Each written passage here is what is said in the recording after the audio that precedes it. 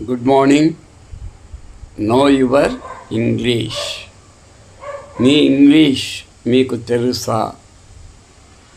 కరెక్ట్గా ఉందా? మిస్టేక్స్ ఉన్నాయా? తెలుసుకోవాలి కదా. ఇంగ్లీష్లో అనేక రకాల పదాలు ఉన్నాయి. అందులో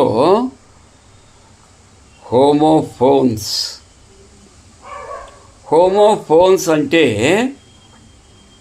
స్పెల్లింగ్ ఒకేలా ఉండి ప్రొనౌన్సియేషన్ ఒకేలా ఉండి అర్థాలు వేరుగా ఉంటాయి. అలాంటి పదాలు ఏమబ్బా అని ఆలోచిస్తున్నారా? SUN sun, SON son. SUN sun అంటే సూర్యుడు, SON సన్ అంటే కొడుకు. స్పెల్లింగ్ SUN, SN మధ్య U, SON, SN మధ్య O. సన్ అంటే సూర్యుడు అయిపోయా, సన్ అంటే కొడుకు అయిపోయా. ఒకేలా ఉంది ప్రొనౌన్సియేషన్. స్పెల్లింగ్లో చిన్న తేడా, మీనింగ్లో పెద్ద తేడా. ఇలాంటివే homophones. Adopt, ADOPT adopt, ADAPT adapt.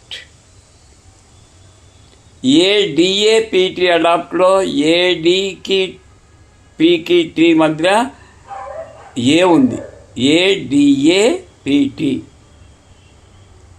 ADOPT, ADAPT అంటే వాతావరణానికి తగినట్టు మార్పు చేసుకోవడం. అంటే చలికాలం వస్తే ఉలన్ దుస్తులు, ఉలన్ బ్లాంకెట్ కప్పుకోవడం. ఎండాకాలం వస్తే కాటన్ దుస్తులు, తేలికపాటి దుస్తులు ధరించడం. అటు పరిస్థితులను బట్టి మనం మారితే ADAPT అడాప్ట్ అంటారు. ADOPT అడాప్ట్ అంటే పిల్లలు లేనివాళ్ళు, సంతానము లేనటువంటి భార్యాభర్తలు ఒక అనాథ పిల్లవాడిని పిల్లవాడిని కావచ్చు, అమ్మాయిని కావచ్చు, దత్తకు తీసుకుంటే ADOPT దత్తత. ఒకదాని అర్థం